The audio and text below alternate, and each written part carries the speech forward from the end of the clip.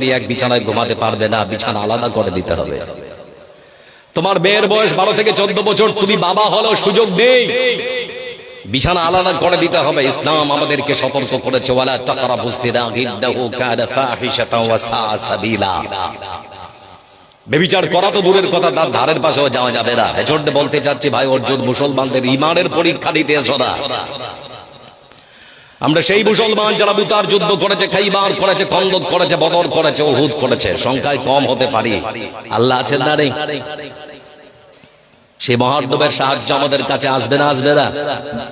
আসবে। ওয়া কানা হাক্কান আলাইনা নাসরুল মুমিনিন। ঈমানদার হতে হবে, না হলে সাহায্য আশা করবেন না। বলছিলাম বন্ধু আমার, যারা এখানে বসে আছেন, আজকে কোরআন সম্পর্কে আপনাদের সামনে কিছু কথা বলবো। কোরআন এ শব্দের অর্থ হচ্ছে পৃথিবীর বুকে যে গ্রন্থ বা যে বই বা যে কিতাব সব থেকে বেশি পড়া হয়। আপনাদের যদি জিজ্ঞেস করি পৃথিবীতে সব থেকে কোন কিতাব বেশি পড়া হয়, তাহলে আপনারা কি বলবেন? পৃথিবীর বুকে যে গ্রন্থ বা যে কিতাবের সব থেকে বিক্রি বেশি, তার নাম কি? পৃথিবীর বুকে যে গ্রন্থের ছটা সব থেকে বেশি, তার নাম কি? কোরআন। এজন্যই এর নাম করা হয়েছে। এর ভাষা, এর সাহিত্য, এর লালিত্য, এর রচনা শৈলী, এর গতিময় ছন্দ, এর শব্দ বিন্যাস, এর ব্যাকরণ সারা পৃথিবীর সমস্ত গ্রন্থাগারের নিচে নাও পড়ে। ভাই কথা বলি, নিচে নাও পড়ে। কোরআনের ধারের পাশে কেউ আসতে পারেনি, পারবেও না। এটা একটা আশ্চর্য ধরনের ধর্মগ্রন্থ। কেন বলছি জানেন? আপনার 6 থেকে 8 থেকে 10 বছরের বাচ্চাটা কোরআনের শুরু থেকে শেষ পর্যন্ত হুবহু টুবটু তার ব্রেনে, তার মেমোরিতে, তার মগজে সুন্দর করে ধরে রাখতে পেরেছে। এতেই বোঝা যায় কোরআন আল্লাহ পাঠিয়েছেন, এটা মানুষ বাড়ায়নি। আশ্চর্য একখানা ধর্মগ্রন্থ, যতই পড়বেন ততই পড়ার মজা লাগে। লাগে না? লাগে না? কেউ বিরক্ত হয় কখনো? ভাষা বুঝতে পারছেন না কি বলছি? কেউ কখনো বিরক্ত হয়? প্রত্যেক নামাজের শুরুতে সূরা ফাতিহা আছে না রে? কেউ কি বলেছে যে পড়তে ভালো লাগে না? আশ্চর্য একখানা ধর্মগ্রন্থ, যার নাম হচ্ছে কোরআন। আবার বন্ধুরা, আপনি পৃথিবীর বুকে অনেক শিক্ষা অর্জন করেছেন, বিএ, বিএড, বিকম, এমকম, অনেক শিক্ষা অর্জন করেছেন, কিন্তু কোরআনের শিক্ষা আপনার মধ্যে নেই। ব্যাপারটা কেমন জানেন? আপনি শিক্ষিত মানুষের জন্য একটা দামি কলম আপনার পকেটের মধ্যে রেখেছেন, কিন্তু সেই কলমের মধ্যে কালি নেই। কলমে যদি কালি না থাকে, আপনারা বলুন, সেই কলমের মূল্য কোনো মানুষের কাছে থাকতে পারে? অনুরূপ পৃথিবীর বুকে আপনি যত বড়ই শিক্ষিত হন না কেন, কোরআনের শিক্ষা যদি আপনার মধ্যে না থাকে, তাহলে আল্লাহর কাছে দুনিয়ার শিক্ষার কোনো মূল্য থাকতে পারে না। আপনার কাছে কোরআনের শিক্ষা নেই বলে আপনার স্ত্রী যখন সকালবেলা আপনার বাচ্চাটাকে নিয়ে দাঁড়িয়ে থাকে, আপনি যখন কাজে যান কিছু দূরে গিয়ে আপনার বাচ্চাটাকে আপনার স্ত্রী শেখায়, বল বেটা tata bye bye, tata bye bye. শেখায় না? শেখায় না? কথা বলে না? শেখায় না? শেখায় না? আচ্ছা, সালাম দিলে গুনাহ হবে নাকি? টাটা বাই বাই এর শিক্ষা দিচ্ছেন কেন? আপনাকে আরেকটা দেখাবো। কোরআনের শিক্ষা যদি না থাকে, আপনি পুলিশ হয়ে ঘোষ খাবেন। কোরআনের শিক্ষা যদি আপনার না থাকে, রাস্তার কন্টাক্ট পেলে আপনি ভেজাল দেবেন। এজন্য কোরআনের শিক্ষার প্রয়োজন আছে না রে? আজকে কোরআনকে নিয়ে বিরূপ মন্তব্য করেছে হরিণঘাটার বিজেপির সাংসদ অসীম সরকার, যে কোরআনে ভুল আছে। এটা আপনারা বিশ্বাস করেন তো নাকি? আবার বন্ধুরা চিন্তা করে দেখুন, কোরআন পৃথিবীর বুকে এমনই একখানা ধর্মগ্রন্থ যার মধ্যে কোনো ভুল, কোনো সন্দেহ, কোনো সংশয় থাকতে পারে না। আপনি মানুষ, শ্রেষ্ঠ আপনি তো করি। যখন আল্লাহর দেওয়া ধর্মগ্রন্থ আপনি পুঙ্খানুপুঙ্খরূপে মানবেন এবং মেনে চলার চেষ্টা করবেন বা মেনে নেবেন, তখনই আপনি পরিপূর্ণ মুসলমান। আপনি তখনই শ্রেষ্ঠ। আমি পাখির মতো আকাশে উঠতে পারি না, কারণ আমার ডানা নেই, কিন্তু আমি উড়োজাহাজ বানিয়ে, প্লেন বানিয়ে পাখিকে পর্যন্ত পরাজিত করেছি। আপনি ভাবতে পারেন আমি মাছের মতো জলে সাঁতার কাটতে পারি না, সে ক্ষমতা আমার নেই, কিন্তু টাইটান নামক সাবমেরিন বানিয়ে মাছের থেকে আমি জলের গভীরে যেতে সক্ষম হয়েছি, মাছকে পর্যন্ত পরাজিত করেছি। আমি চিতার মতো দৌড়াতে পারি না, সে ক্ষমতা আমার নেই, সে গতি আমার নেই, কিন্তু পৃথিবীর বুকে মানুষ চিতার থেকেও দ্রুত গতি সম্পন্ন যান তৈরি করে চিতাকে পর্যন্ত হারিয়েছে। এজন্যই মানুষ শ্রেষ্ঠ। আর এই কোরআনকে যদি ঠিক মতো মানতে পারেন, তাহলে আপনার শ্রেষ্ঠত্ব ধরে রাখতে পারবেন, না হলে সম্ভব নয়। সেজন্য আজকে আপনাকে শোনাবো। বন্ধু আমার, লক্ষ্য করে দেখুন, বিশ্ব মানবতার ভক্তির জন্য একখানা ধর্মগ্রন্থ, ভূমিকা বাড়াচ্ছি না, খুব সংক্ষেপে শেষ করে দিচ্ছি। এমনই একখানা ধর্মগ্রন্থ যেটা বিশ্বের মানুষের মুক্তির জন্য এসেছে। প্রথম ছেদে আপনাদের সামনে প্রমাণ করব কোরআন মানুষ বানায়নি, আল্লাহ পাঠিয়েছেন। দ্বিতীয় ছেদে আপনাদেরকে শোনাবো এমনই কিছু কোরআনের মধ্যে আয়াত আছে বা সূরা আছে যেটা মানলে জান্নাতে যাওয়ার পথ আপনার জন্য প্রশস্ত হয়ে যাবে। তৃতীয়ত আপনাদের সামনে গবেষণামূলক কয়েকটা আয়াত পেশ করবো ইনশাআল্লাহ। সাথ দেবেন না পালাবেন? থাকবেন ইনশাআল্লাহ। মহান সত্তা আল্লাহ রাব্বুল আলামিন তিনি বলেন, تنزيلا ممن خلق الأرض والسماوات العلى। কোরআন নাযিল করেছেন সে আল্লাহ রাব্বুল আলামিন, যিনি ওই সুউচ্চ আকাশ আর জমিনের সৃষ্টিকর্তা। আকাশ আর জমিনের মালিক যে মহান সত্তা আল্লাহ রাব্বুল আলামিন, সে আল্লাহর পক্ষ থেকে বিশ্বের মানুষের মুক্তির জন্য পৃথিবীতে এসেছি। তাহলে কোরআন কে পাঠিয়েছেন? একটু কথা বলতে আমার সাথে, কে পাঠিয়েছেন? বিশাল বড় একখানা ধর্মগ্রন্থ বন্ধু আমার। মুর্শিদাবাদের চুয়াপুকুরের মুসলমান যখন সকালবেলা এই বিশাল বড় একখানা ধর্মগ্রন্থ পড়ার জন্য যখন তারা হাতের মধ্যে দিয়েছে, মনের মধ্যে সন্দেহ সংশয় জেগেছে। এত বড় একখানা কিতাব, এত বড় একখানা ধর্মগ্রন্থ ভুল থাকলে থাকতেও পারে। আপনারা কি বলেন? ভুল আছে তো নাকি? কোরআন কারীমের ভাষা আল্লাহ রাব্বুল আলামিন তিনি বলেন, তানজিলুল কিতাবি লা রাইবা ফীহি মির রাব্বিল আলামিন। হে পৃথিবীর মানুষ, তোমরা শুনে নাও, আমি মহান সত্তা আল্লাহ রাব্বুল আলামিন আমার পক্ষ থেকে যে কোরআনে কারীম প্রেরণ করেছি, এই কোরআনে কারীমের মধ্যে কিঞ্চিত পরিমাণ কোনো ভুল, কোনো সন্দেহ, কোনো সংশয়, কোনো সম্ভাবনা থাকতে পারে না। দুটো আয়াতে ক্লিয়ার, কোরআন আল্লাহ পাঠিয়েছেন, এর মধ্যে কোনো ভুল, কথা বলেন, এর মধ্যে কোনো ভুল নেই। তারপরেও বন্ধু আমার, পৃথিবীর বুকে এমন কিছু মানুষ আছে যারা ইসলামকে মেনে নিতে পারে না, যারা পৃথিবীর বুকে মুসলমানদেরকে সহ্য করতে পারে না, কোরআনের বাণী যাদেরকে মজা লাগে না, এরকম মানুষ পৃথিবীর বুকে আছে না নেই? তার মধ্যে লক্ষ্য করে দেখেছি, পৃথিবীর মানচিত্রে একটা দেশ আছে সুইডেন। প্রকাশ্য দিবালোকে সেই দেশের একজন মধ্যবয়স্ক মানুষ কিছু কাঠকে এক জায়গায় জড়ো করেছে, একটা কোরআনকে হাতে নিয়েছে। একটা করে পাতা হাতের মধ্যে নেওয়ার পর লক্ষ্য করে দেখি সেই মানুষটা আগুনের মধ্যে কোরআনে কারীমের সম্পূর্ণ কোরআনে কারীমকে পড়িয়েছে, একটা একটা করে পাতা ফেলে দিয়ে। তারপরে মানুষটা মন্তব্য করলো, আমার মতো দায়িত্ব নিয়ে মানুষ যদি কোরআনকে পড়িয়ে দিতে পারে, তাহলে পরে পৃথিবীর বুকে কোরআন নামক আর কোন ধর্মগ্রন্থ অবশিষ্ট থাকবে না। আচ্ছা, কোরআনকে যদি সব পুড়িয়ে দেওয়া হয়, তারপরে কি কোরআন শেষ হবে? যদি আগুন লেগে ধ্বংস হয়ে যায়, ধ্বংস হয়ে যায়, যদি আগুন লেগে, যদি আগুন লেগে যায়, পড়ে যায় পৃথিবীর সব বইয়ের দোকান, তবু বিশ্ব থেকে হারাবে না পবিত্র কোরআন। সুবহানাল্লাহ বলবেন না? করবে কেমন করে কোরআন ধ্বংস আগুনের তেজ, করবে কেমন করে কোরআন ধ্বংস আগুনের তেজ। আছে বিশ্ব জুড়ে লক্ষ লক্ষ কোরআনের হাফিজ, তারা ছাপিয়ে আসমানি বাণী, ছাপিয়ে আসমানি বাণী বাঁচাবে কোরআনের মান, তবু বিশ্ব থেকে হারাবে না পবিত্র কোরআন, তবু বিশ্ব থেকে হারাবে না পবিত্র কোরআন। লিল্লাহে তাকবীর, নারায়ে তাকবীর। আপনারা সব ইনকিলাব বলা পার্টি নাকি? আসছে সামনে ভোট, তারপরে খুব চিল্লাই এলে। আজকে একটু আল্লাহর জন্য আরেকবার লিল্লাহে তাকবীর। লক্ষ্য করে দেখুন বন্ধু আমার, আমাদের ভারতবর্ষ স্বাধীন হয়েছে 1947 সালে। চুয়াপুকুরের মুসলমান ভালো করে শুনুন, ভারত স্বাধীনের পর ভারতবর্ষের হিন্দু মুসলমান কেমন করে মেনে চলবে, কিভাবে তারা চলবে? একজন চোর যদি চুরি করে তার শাস্তি কি হতে পারে? একজন মানুষ যদি ধর্ষণ করে তাহলে পরে তার শাস্তি কি হতে পারে।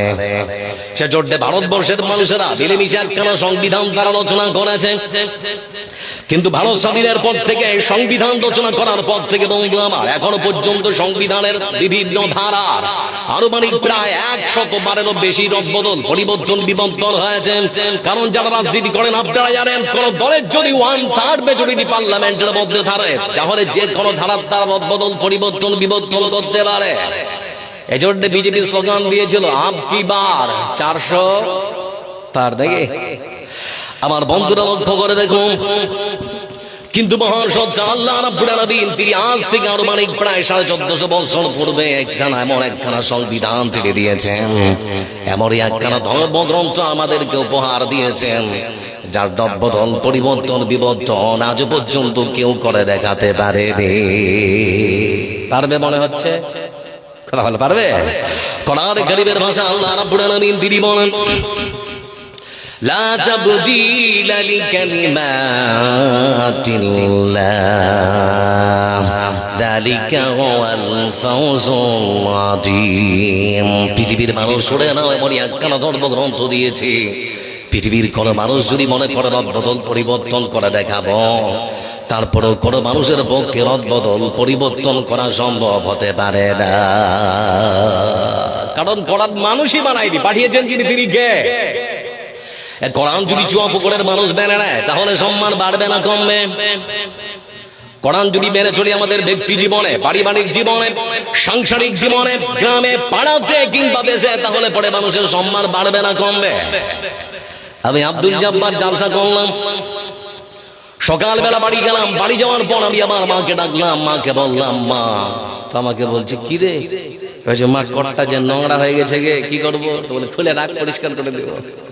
এক জায়গায় খুলে রাখলাম, তারপরে দেখছি আমার পরনের জুব্বাটা নোংরা হয়েছে। মাকে বললাম মা কি করব? আমার মা তখন বলে ওটাও খুলে রাখ, পরিষ্কার করব। ওটাও খুলে এক জায়গায় জমা করে রেখে দিয়েছি। কিছুক্ষণ পরে কোরআনটা নিচ্ছি পড়ার জন্য। তো কোরআনটা যখন হাতের মধ্যে নিলাম, কোরআনের যে কভারটা, যে কাপড়টা, যে জুজদানটা, গিলাফটা, কি বলেন ওটাকে আপনারা? আমার বন্ধুরা হঠাৎ নোংরা হয়েছে, মাকে বললাম মা কি করবো? আমার মা বলল বেটা এক জায়গায় জমা করে রাখ। কিছুক্ষণ পরে মাকে দেখতে পেলাম আমার মা নিতে এসেছে। নিতে আসার সময় যদি মার পায়ে আমার এই দামি কট্টার সঙ্গে যদি লাথি লেগে যায় মনে কষ্ট হবে না? আবার যদি আমার পায়ে, আমার মায়ের পায়ের সঙ্গে জুব্বাটার সঙ্গে লাথি লেগে যায় বড় কষ্ট হবে না? কিন্তু বলুন তো মুসলমান, ওই কোরআনের যে গিলাফটা, জুজদানটা, কভারটার সঙ্গে যদি মায়ের পায়ে একটা বার লাথি লেগে যায় মনে একটু হলেও কষ্ট হবে না? হবে না। দিনাজপুরের ভাষা আমরা বলি টেরিকট কাপড়, বাজারের সব থেকে সস্তা কাপড়।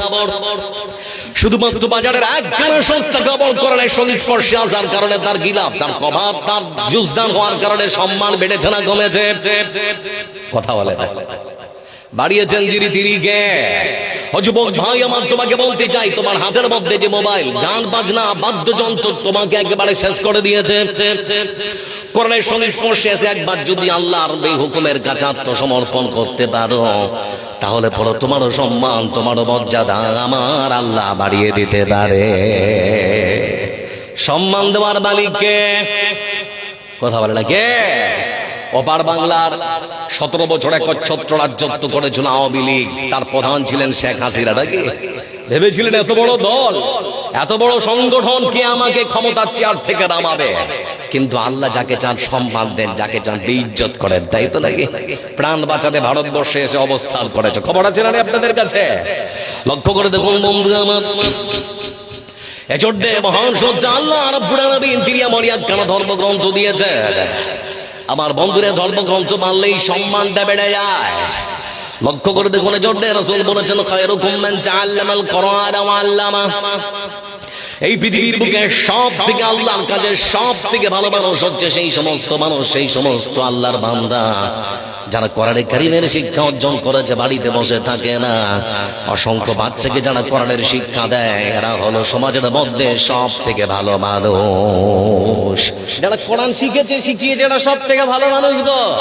তাহলে আপনাদের মাদ্রাসার যারা শিক্ষক তাদের সম্মান মর্যাদা কম না বেশি? কথা বলতে হবে, কম না বেশি? আপনাদের চুয়াপুকুরের মসজিদের যে ইমাম সাহেব, তার সম্মান কম না বেশি? বেতন কম না বেশি? খুবই কম লাগে। আমার ভাষায় আমি বলি অসহায়, বেচারা। আরেকটা শব্দ ব্যবহার করি ইমামদের জন্য, বেচারা। গ্রামের সব থেকে আনপড় মানুষটা এসব ধমকায়। এখনো ঝাড় দেননি, এখনো সব করেননি। একটা কথা বলে রাখবেন বন্ধু আমার, ওটা আল্লাহর ঘরের ইমাম। কার ঘরের ইমাম? আল্লাহর ঘরের ইমাম। ওর সঙ্গে বেয়াদবি করবেন না। আদবের সঙ্গে কথা বললো পৃথিবীতে আল্লাহ আপনার সম্মান, আপনার মর্যাদা বাড়িয়ে দেবে। আপনি কাকে ধমকাচ্ছেন? আল্লাহর ঘরের ইমামকে একটু খেয়াল করুন না। লক্ষ্য করে দেখুন বন্ধু আমার, আবার আপনাদের চুয়াপুকুরের ওই যে আশরাফুল ভাই, উনি যে মাস্টারি চাকরি করেন, 70,000 টাকা মাইনে পান। উনি আবার অনেক সময় ঠাট্টা মশকরা করে বলেন, ইমাম সাহেব আপনাদের বেতনে খুব বরকত আছে। আশরাফুল মাস্টার মশাইকে বলছি, মাসের শেষে 70,000 অবরকত বেতনটা আমাকে দেবেন, আর আমার 10,000-এর বরকতি বেতনটা আপনি নিয়ে নেবেন। নেবে কেউ? কথা বলে না কেউ। নেবে কি? বরকত বলতে কাকে বোঝাচ্ছেন? কাকে বোঝাচ্ছেন বরকত বলতে? আপনাদের চুয়াপুকুরের সব থেকে যেটা বড় হাট লাগে, সব থেকে বড় মাছটা আপনি আপনার পরিবারকে নিয়ে খুব সুন্দর করে ঝাল মশলা দিয়ে রান্না করে খান, আর সেই বাজারের পুঁটি মাছ তো কেনার আপনার ইমাম সাহেবের যোগ্যতা হয় না। এর নাম বরকত। বরকত বলতে কাকে বোঝাচ্ছেন? আপনার বাচ্চাকে দিয়েছেন আপনি আলামিনে, একটা বাচ্চার পেছনে খরচ হয় 10 থেকে 12,000 টাকা, আর আপনার ইমাম সাহেব তার বাচ্চাকে প্রাইমারি স্কুলের খাতা কলমটা ঠিক মতো কিনে দিতে পারেন না। এর নাম বরকত। ঈদের দিনে আপনি আপনার স্ত্রীকে বেনারসি শাড়ি কিনে দেন 10 থেকে 15,000 টাকা, আর আপনার ইমাম সাহেব একটা অরু শাড়ি 400 টাকা দিয়ে কিনে দিতে পারে না। এর নাম বরকত। দ্বিচারিতা করবেন না, আল্লাহর কাছে জবাব দিতে হবে। আপনারা জানেন আমাদের পশ্চিম বাংলার পার্শ্ববর্তী রাজ্য ঝাড়খণ্ডের চাইবাসা মদিনা মসজিদের একজন ইমাম শাহনওয়াজ আনসারী 3 তলায় তার নিজস্ব ঘরে ফেলের মধ্যে গলায় ফাঁস দিয়ে আত্মহত্যা করেছে। তিনি সুইসাইড নোটে লিখে গেছেন যে সমাজের মানুষ আমাকে নিয়ে মূল্যায়ন করেনি, স্বল্প বেতনে আমি আমার পরিবার চালাতে পারতাম না, আমার খুব কষ্ট হতো, আমি আমার বাবাকে ঠিক মতো ওষুধ কিনে দিতে পারতাম না, আমি আমার মাকে ঠিক মতো কাপড় চোপড় পরিয়ে পড়াতে পারতাম না, আমি আমার ছেলেদের বুকে ঠিক মতো খাবার দিতে পারতাম না। ঋণের বোঝায় নিজে জর্জরিত হওয়ার কারণে সিদ্ধান্ত নিয়েছে। আজকে শুধুমাত্র সেই মসজিদের ইমাম শাহনওয়াজ আনসারের মৃত্যু হয় রে, আজকে সভ্য সমাজের সভ্য মানুষদের বিবেকের মৃত্যু হয়েছে। এটা মনে রাখতে হবে। সবাই মিলেমিশে যদি একটু আমরা মাদ্রাসার শিক্ষকদের দেখি, একটু যদি মসজিদের ইমাম সাহেবদের দেখি, তারা সচ্ছলতার সঙ্গে বাঁচতে পারে। হিংসা কেন ভাই? মনের মধ্যে হিংসা কেন? এজন্যই তো বলছি এমন একখানা সংবিধান, যে সংবিধান পড়বেন তো আপনার সম্মান, আপনার মর্যাদা আল্লাহ বাড়িয়ে দেবেন। আবার এমনই একখানা সংবিধান পড়লে নাকি আছে না নেই? ভাষা বুঝতে পারেন না? একটু কথা বলেন, পড়লে নাকি আছে না রে? লক্ষ্য করে দেখুন বন্ধু আমার, বিশ্ব নবী সাল্লাল্লাহু আলাইহি ওয়াসাল্লাম তিনি জন্য সুন্দর করে হাদিসের পরিভাষায় বলেছেন, মান ক্বারা হারফাম মিন কিতাবিল্লাহি ফালাহু বিহি হাসানা ওয়াল হাসানাতু বিআশরি আমসালিহা।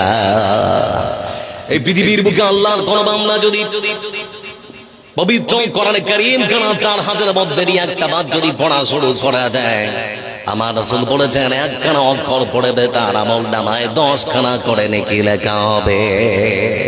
একটা অক্ষর পড়লে কটা নেকি?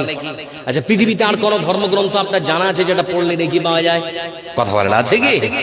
আবার রাসূল সাল্লাল্লাহু আলাইহি ওয়াসাল্লাম তিনি আরো বলেন, আয়াজুযু আহাদুকুম মাইয়াকরা ফি লাইলাতিন সুলুসাল কোরআন।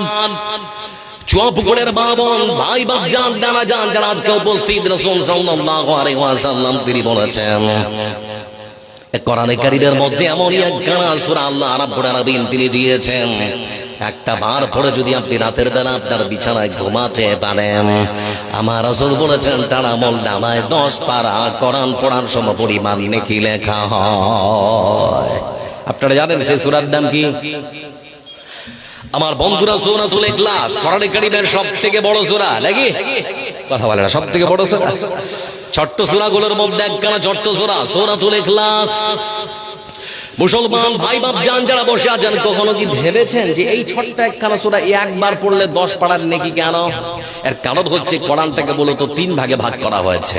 তার মধ্যে এক ভাগ হচ্ছে আল্লাহ তাওহীদ, আল্লাহর ওয়াহদানিয়াত, আল্লাহর একত্ববাদ। এখন একটা প্রশ্ন করব, উত্তর দেবেন। ইমানি প্রশ্ন, না হলে ইমান চলে যাওয়ার সম্ভাবনা থাকতে পারে। আল্লাহ কজন? কথা বলেন, আল্লাহ কজন? সবাইকে বলতে হবে একটা ইমানি প্রশ্ন, আল্লাহ কজন? সর্বশক্তিমান যিনি কে? বিপদ থেকে বাঁচাবার মালিক কে? সন্তান যিনি দিতে পারেন তিনি কে? পীর পারেন না? আপনাদের বাঁধার হিসেবে বলছিলেন না, পীর পারেন না, ক্ষমতা নেই নাকি? আকীদা ঠিক করতে হবে। আরে ও পাগলা বাবা, আরে ও খাজা বাবা, দজ হাসরে দেখবে তোমার কোন বাবা। যত বাবা তত মাজার, বাবা হলো বেসুমার। রেল লাগিলে নেই রে মাজার, বাস লাগিলে সব মাজার। কখনো কল্পনা করেছেন যে যত পীর মরেছে সব কি বাস লাইনে? যত পীর মরেছে সবই কি বাস লাইনে? একটাও রেল লাইনে মরেনি। মাজার দেখাই জানে রেল লাইনে, ওখানে তো ব্যবসা হবে না গো। নামাজের ধার ধারে না, মাজারেতে গাঁজা খায়। লম্বা লম্বা চুল রেখেছে, শিকল পরা সারা গায়। নামাজের ধার ধারে না, মাজারেতে গাঁজা খায়। লম্বা লম্বা চুল রেখেছে, শিকল পরা সারা গায়। মোচে ঢেকেছে মুখ, দাড়ি যতটা মোচো ততটা, হাসে না কাঁদে বুঝারও পায় রে। বাবা রামদেবকে দেখেছেন? বাবা রামদেব পতঞ্জলির যিনি কর্ণধার, দেখেন মোচ আর দাড়িতে মুখ ঢেকে যায়, বুঝা যায় না হাসছে না কাঁদছে। মোচে ঢেকেছে মুখ, চেনা যায় না কি কারবার। আরে ও পাগলা বাবা, আরে ও খাজা বাবা, দজ হাসরে দেখবে তোমার কোন বাবা। মাজার ব্যবসা ছেড়ে দিয়ে ধরো আল্লাহর দিন ও আইন, এখনো সময় আছে তওবা পড়ে হও মুমিন। মাজার ব্যবসা ছেড়ে দিয়ে ধরো আল্লাহর দিন ও আইন, এখনো সময় আছে তওবা পড়ে হও মুমিন। নিজের বাপের নেয় না খবর, নিজের মায়ের নেয় না খবর, মাজারে দেয় লাল চাদর। আরে ও পাগলা বাবা, আরে ও খাজা বাবা, দজ হাসরে দেখবে তোমার কোন বাবা। বাঁচাবার মালিক কে? পীর বাবা বাঁচাতে পারবে? ইয়াউমুল লা বাইউন ফিহি ওয়ালা খুল্লা ওয়ালা শাফা। ঈমান ঠিক করো, না হলে জান্নাত যাওয়া হবে না। বলছিলাম বন্ধু আমার, এমনই একখানা ধর্মগ্রন্থ মহান সত্য আল্লাহ রাব্বুল আলামিন তিনি পৃথিবীর মানুষকে দিয়েছেন। পৃথিবীর মানুষ তোমরা শুনে নাও, কোরআনে কারীম পড়লে নেকি আছে, মানলে নেকি আছে। আবার কোরআনে কারীমের সংস্পর্শ তোমরা যদি আসতে পারো, তোমার সম্মান, তোমার মর্যাদা আমার আল্লাহ বাড়িয়ে দিতে পারে। আচ্ছা, আপনাদের এখান থেকে স্টেশন কত দূরে একটু বলেন তো? কাছে নাকি? ট্রেনে সফর করেননি? করেছেন তো নাকি? আচ্ছা, কোনদিন দেখেছেন যার মুখ ভর্তি দাড়ি থেকে, মাথায় টুপি থাকে, পরনে পাঞ্জাবি থাকে, চায় কোনদিন? বুঝতে পারেন আমার কথা? কোনদিন চায়? জীবনে চাইবে না। ওরাও বুঝে না সম্মানী মানুষ, এদের কাছে টাকা চাইতে হয় না। এই জন্য হিজড়ারা পর্যন্ত দেখবেন দাড়িওয়ালা টুপিওয়ালা মানুষের কাছে কখনো টাকাও চাইতে আসে না। আশ্চর্য ব্যাপার, এই পোশাকের আর এই কোরআনের যে সম্মান মর্যাদা দুনিয়াতে আছে, এখান থেকে আমরা বুঝতে পারছি। আপনাদেরকে আবার একটা ছোট্ট খালি একটা কথা শোনাবো। দেখুন, ভারতবর্ষের সব থেকে বড় রাজ্য উত্তরপ্রদেশ। উত্তরপ্রদেশের এলাহাবাদের একটা ঘটনা পড়ছিলাম, হৃদয় বিদারক একজন কাহিনী। এক হিন্দু পরিবারের এক শিক্ষিত ছেলের মুসলমান হওয়ার কাহিনী পড়ছিলাম। আবার বন্ধুরা, বাচ্চাটার নাম হচ্ছে নারায়ণ সাউ। নাম শুনে কি মনে হচ্ছে হিন্দুরা মুসলমান? নারায়ণ সাউ একজন হিন্দু। তার বাল্য বন্ধু, তার নাম হচ্ছে আব্দুল্লাহ। ছোট্টবেলা পড়েছে প্রাইমারিতে, একই সঙ্গে প্রাইমারির গণ্ডি পার করে তারা এখন হাই স্কুলের গণ্ডি পার করে তারা এখন কলেজ, উচ্চ শিক্ষায় শিক্ষিত হয়েছে, কিন্তু তাদের বন্ধুত্বে কখনো ফাটল তৈরি হয়নি। যেখানে ভারতবর্ষের মাটিতে অনবরত হিন্দু মুসলমান শশাঙ্ক অবস্থান, সর্বক্ষণ যখন ন্যাশনাল মেইন স্ট্রিম মিডিয়ায় চলছে, তারপরও এই হিন্দু আর মুসলমানের বন্ধুত্বে ফাটল তৈরি কেউ করতে পারে রে? দিন যায় রাত যায়, হঠাৎ করে একদিন আব্দুল্লাহর মা মারা গেছে। তার বাল্য বন্ধু নারায়ণ সাউ তার বাড়িতে এসেছে। আসার পরে তাকে সান্ত্বনা দিয়ে বলছে, বন্ধু, পৃথিবী তো কেউ থাকতে আসেনি, সবাইকে চলে যেতে হবে, আমাকেও যেতে হবে, তোমাকেও যেতে হবে। তোমার মা চলে গেছে, মনটা শক্ত করো, আমি তোমার পাশে আছি, আমি তোমার পাশে আছি, মন খারাপ করো না। আবার বন্ধুরে মতো করে সান্ত্বনা দিচ্ছে, কিন্তু নারায়ণ সাউ তার হিন্দু বন্ধুর মনে একটা আশা আছে। সেটা কি? কোনদিন আব্দুল্লাহর মাকে নিজের চোখে দেখে নি, কারণ আব্দুল্লাহর মা খুব পর্দার সঙ্গে চলে। কোনদিন তার সামনে আসেনি, সেজন্য মনের মধ্যে একটা আশা আকাঙ্ক্ষা। আজকে যুবতী বন অনেক মেয়ে লোক এসেছে আজকে জালসা শুনতে, বিশেষ করে যুবতী বনদের জন্য মাত্র একটা বাক্য বলছি, মনে রাখবে। তাহলে পরে আজকের বক্তব্যে এই বাক্যটা মনে রাখলে তুমি কামিয়াব। বিয়ের পরে 2-4 ছেলের মা হলে পরে রং ধরা যৌবন জং ধরে শেষ। বিয়ের পরে 2-4 ছেলের মা হলে পরে রং ধরা যৌবন জং ধরে শেষ। আজকে তুমি সামান্য কিছু ভিউ, ফলোয়ার, কমেন্ট আর সামান্য কিছু শেয়ারের জন্য তুমি তোমার সতীত্বকে বিক্রি করতে কোনো দ্বিধা করো না। আজকে সভ্য সমাজে নারীরা বাচ্চাকে ব্লাউজ খুলে হুক বের করে নিজের স্তন বের করে প্রকাশ্যে বাচ্চাকে দুধ খাওয়াচ্ছে, আর তারা বলছে আমরা মাতৃত্বের প্রমাণ দিচ্ছি। বেহায়াপনা ইসলামে থাকতে পারে? এই বেহায়াপনার স্থান ইসলামে কখনো থাকতে পারে না। যুবতী বোন, তোমার সম্মান, তোমার মর্যাদা অনেক। ইন্নাদ দুনিয়া কুল্লুহা মাতা ওয়া খায়রু মাতা'আদ দুনিয়াল বারাতুস সালিহা, কথাগুলোকে মূল্যায়ন করো। বলছিলাম নারায়ণ শাহ চাতক পাখির মতো চেয়ে আছে যখন তার মাকে গোসল করাবে একটা বারের জন্য যদি দেখতে পাই, কিন্তু খুব পর্দার সঙ্গে তার মাকে গোসল দিয়েছে, দেখার সুযোগ হলো না। তারপরে মনে মনে ভাবছে তার মাকে যখন খাটে তুলবে তখন দেখবো, খাটেও পর্দার সঙ্গে তোলা হলো, দেখার সুযোগ হলো না। তারপরে মনে মনে ভাবছে যখন কবরে নামাবে তখন দেখবো। সেজন্য কবর পর্যন্ত বেচারা চলে গেছে, জানাজার নামাজ শেষ করে তার মাকে যখন কবরে রাখা হচ্ছে খুব সুন্দর পর্দার সাথে, তারপরও দেখার সুযোগ হলো না। মনের মধ্যে তার মাকে মানে খালা আম্মাকে দেখার একটা আকাঙ্ক্ষা থেকেই গেল। এই করে সে বাড়িতে আসলো, বন্ধুকে সান্ত্বনা দেওয়ার পর নিজের বাড়ি চলে গেছে। লক্ষ্য করে দেখুন বন্ধু আমার, এই সেই নারায়ণ শাহ বাড়ির মধ্যে চলে আসার মাত্র 2 বছরের মাথায় তার মাও পৃথিবী থেকে বিদায় হয়েছে। সান্ত্বনা দেওয়ার জন্য তার মুসলমান বন্ধু এবার চলে এসেছে বাড়িতে। আসার পরে বলে, বন্ধু 2 বছর আগে আমার মা মারা গেল, 2 বছর পরে তোমার মা মারা গেছে। তুমি তো বলেছ পৃথিবীতে কেউ আমরা থাকতে আসেনি, সবাই চলে যাব। তোমার মা চলে গেছে বন্ধু, কিন্তু তোমার বন্ধু তোমার পাশে আছে, চিন্তা করতে হবে না। 2 বন্ধু কথা বলছে, এমন সময় তার মাকে শ্মশানে পোড়াতে নিয়ে যাওয়ার জন্য তৈরি হচ্ছে। পাশেই ছিল বাঁশ ঝাড়, ফাটাম ফাটাম করে 2টো বাঁশ কেটে নিয়ে এসে একটা সুন্দর করে খাটলি বাড়িয়েছে। তার মাকে সেখানে সাদা কাপড় পরিয়ে খাটলির মধ্যে শুইয়ে দিয়ে শ্মশান পর্যন্ত নিয়ে যাচ্ছে। বলো হরি হরি বল, এই বলতে বলতে স্লোগান দিতে দিতে শ্মশান পর্যন্ত যখন পৌঁছে গেছে, তার মাকে এবার সুন্দর করে শুইয়ে দিয়েছে চিতায়। উপস্থিত যে পণ্ডিত মশাই, সেই পণ্ডিত এবারে বলতে আরম্ভ করলো, নারায়ণ শাহ তোমার মার বুকে আগুন দিতে হবে, প্রস্তুতি নাও।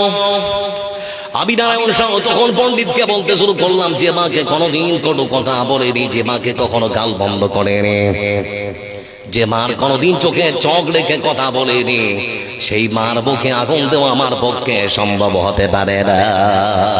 পারবো না। না, এটা তোমাদের ধর্মের রীতিনীতি, তোমাকে আগুন দিতেই হবে। এক প্রকার বাধ্য হলাম আমার মার বুকে আগুন দেওয়ার জন্য। কিছুক্ষণ পরে লক্ষ্য করলাম যে সমস্ত মানুষেরা আমার মাকে পোড়াবার জন্য তারা এসেছিল, তাদের হাতে আছে লাঠি, লাদনা, বাঁশ। তাদের হাতের মধ্যে পেট্রোল সেই চিতার মধ্যে চিটিয়ে দিয়ে আগুন যখন ধরিয়ে দিয়েছে, লক্ষ্য করে দেখলাম দাও দাও দাও দাও করে আগুন জ্বলতে আরম্ভ করলো। কিছুক্ষণের মধ্যে আমার মার শরীরের মধ্যে যে আস্ত সাদা কাপড়টা ছিল সেটার মধ্যে আগুন লেগে গেছে। তারপরে আমার মার শরীরের মধ্যে যে কাপড়টা, সেটা পুড়তে পুড়তে এক প্রকার এমন পর্যায়ে আমার মাকে দেখতে পেলাম। সন্তান হয় যেটা আমি চোখের মধ্যে নিতে পারছি না, আমি দেখলাম আমার মা এখন পুরোটা একেবারে উলঙ্গ অনগ্ন হয়ে গেছে। আমার 2 হাতকে এই মতো করে চেপে ধরলাম, চোখ দুটোকে। পাশে দাঁড়িয়ে আছে আমার বাল্য বন্ধু আব্দুল্লাহ, তার 2টো চোখ সে 2 হাত দিয়ে সুন্দর করে চেপে ধরেছে। কিছুক্ষণ পরে লক্ষ্য করে দেখলাম ওই সমস্ত মানুষেরা যারা পোড়াতে এসেছিল তাদের হাতের মধ্যে আছে লাঠি, লাদনা, বাঁশ। আমার মা যখন আগুনের লেলিহান শিখায় যখন আগুনে পুড়ছে এরকম করে কক করে উঠছিল আমার মা, ঠিক সেই মতো আমার মার দেহকে লক্ষ্য করে তারা ঠাস ঠাস করে আঘাত করছিল। আমি তখন আমার বিবেককে প্রশ্ন করলাম, বিবেক নারায়ণ শাহ তুই একবার তোর মনকে জিজ্ঞেস করে দেখ, একটা মরা মানুষকে এই মতো করে যারা লাঠি শটা লাদনা দিয়ে পেটাতে পারে, এটা কখনো মানবিক ধর্ম হতে পারে না। মনের মধ্যে কেমন যেন একটা প্রশ্নবিদ্ধ হচ্ছিল, বাড়ির মধ্যে চলে আসলাম। আমি আমার বাবাকে বললাম, বাবা মনটা খুব খারাপ, আমি একটু আমার বাল্য বন্ধু আব্দুল্লাহর বাড়িতে যাই। বলে ঠিক আছে যা। সেজন্য আমার বাবা আমাকে আমার বাল্য বন্ধু আব্দুল্লাহর বাড়িতে যাওয়ার অনুমতি দিয়েছে। আমি তার বাড়িতে চলে গেলাম। ইসলাম সম্পর্কে জানার জন্য আমার মনের মধ্যে কেমন যেন একটা ঝড় বইতে আরম্ভ করলো, কারণ আমি আমার বাল্য বন্ধু আব্দুল্লাহর মাকে দেখেছি কত সুন্দর করে সম্মান করে তার মাকে তারা কবরের মধ্যে রেখেছে। সেজন্য আমি বললাম, বন্ধু তোদের ধর্ম জানতে গেলে কি পড়তে হবে? আমাকে তখন বলছে কোরআন পড়তে হবে। কোরআনের কপি দিয়েছে কিন্তু অক্ষর জ্ঞান না থাকার কারণে পড়তে পারছি না। তারপরে বললাম, আর কোনো উপায় নেই? বলে হ্যাঁ আছে, Google, Chrome browser, chat GPT, অনেক কিছু মাধ্যম আছে। আমি তখন গুগলে ঢুকলাম, ইসলাম সম্পর্কে অনেক কিছু জানতে পারলাম। তার মধ্যে একটা হাদিস আমার চোখের সামনে ভেসে এসেছে। বিশ্বনবী সাল্লাল্লাহু আলাইহি ওয়াসাল্লাম তিনি রাস্তার পাশে বসে আছেন। এমন সময় কোন এক ব্যক্তিকে কাঁধে করে নিয়ে যাওয়া হচ্ছে। বন্ধু আমার, সে মুসলমান নয়, অমুসলিম, কিন্তু রাসূল সাল্লাল্লাহু আলাইহি ওয়াসাল্লাম তিনি বসেছিলেন, বসে থাকতে পারলেন না, উঠে দাঁড়ালেন। সাহাবীরা জিজ্ঞেস করলেন, হুজুর কি ব্যাপার? ওটা তো মুসলমানের লাশ নয়, হিন্দুর লাশ, তাহলে পরে আপনি উঠে দাঁড়ালেন কেন? রাসূলুল্লাহ সাল্লাল্লাহু আলাইহি ওয়াসাল্লাম তিনি তখন বললেন, আমার সাথীরা তোমরা কথা বলো না, বলো না, বলো না, তোমরা আমাকে আগে বলো, যাকে কাঁধে করে নিয়ে যাওয়া হচ্ছে সে মানুষ কি মানুষ না? ইসলাম মনুষ্যত্বের শিক্ষা দেয়, ইসলাম শিক্ষা দেয় সততা, নম্রতা, ভদ্রতা, মানবতা। বলতে চাচ্ছি আমার হিন্দু ভাই, অমল, বিমল, শ্যামল, নরেশ, পরেশ, সুরেশ, শিউলি, শ্যামলী, কমলী, অমলী, বিমলী, ভারতবর্ষের মাটিতে এমন একটা সময় গেছে যে সময় হিন্দু নারীরা বুকের মধ্যে স্তন দিয়ে স্তনে কাপড় রাখতে গেলে তাদেরকে ট্যাক্স দিতে হতো। কিন্তু মুসলমান একজন শাসক টিপু সুলতান তিনি যখন ক্ষমতায় এসেছিলেন, তিনি সমস্ত একেবারে পরিবর্তন করে দিয়েছিলেন। নারীদের সম্মান তিনি বুঝে দিয়েছেন। এজন্য ইসলাম পৃথিবীর বুকে অন্য ধর্মকে পর্যন্ত সম্মান আর শ্রদ্ধা করার শিক্ষা দেয়। আজকে পশ্চিম বাংলার মাটিতে একজনকে দেখছেন না, রোহিঙ্গা খুঁজে বেড়াচ্ছে, দেখতে পাচ্ছেন না? রোহিঙ্গা খুঁজে বেড়াচ্ছে। আমার বন্ধুরা নাম নিলে তো কেস ফেস হয়ে যেতে পারে। এক সময় এক সাংবাদিক থেকে জিজ্ঞেস করছে, রোহিঙ্গা বলতে আপনি কাকে বুঝছেন? বলে বাংলাদেশ, আফগানিস্তান, পাকিস্তানের বর্ডার ক্রস করে যারা লুকিয়ে ভারতে ঢুকেছে তারা হচ্ছে রোহিঙ্গা। জিজ্ঞেস করা হলো, আপনার আদিবাড়ি কোথায় ছিল? বলে বাংলাদেশের বরিশাল। আমার মা 1960 সালে আমাকে বাংলাদেশ বর্ডার ক্রস করে ভারতে নিয়ে এসেছে। তো বলতে চাচ্ছি, আপনি একজন বিরোধী দলনেতা, পাকিস্তান থেকে ভারত মানে আপনাদের বাংলাদেশ তো স্বাধীন হয়েছে 1971 সালে, তাহলে 1960 সালে তো সেটা বাংলাদেশ ছিল না, আর আপনার মা নিয়ে আসলো কেমন করে? আর যদি নিয়ে আসে তাহলে তো আপনি তো সব থেকে বড় রোহিঙ্গা নাকি? আমরা মুসলমান, অন্য কোনো ধর্মকে, অন্য কোনো ধর্মের মানুষকে কখনো কোনো রকমের কষ্ট দিতে চাই না।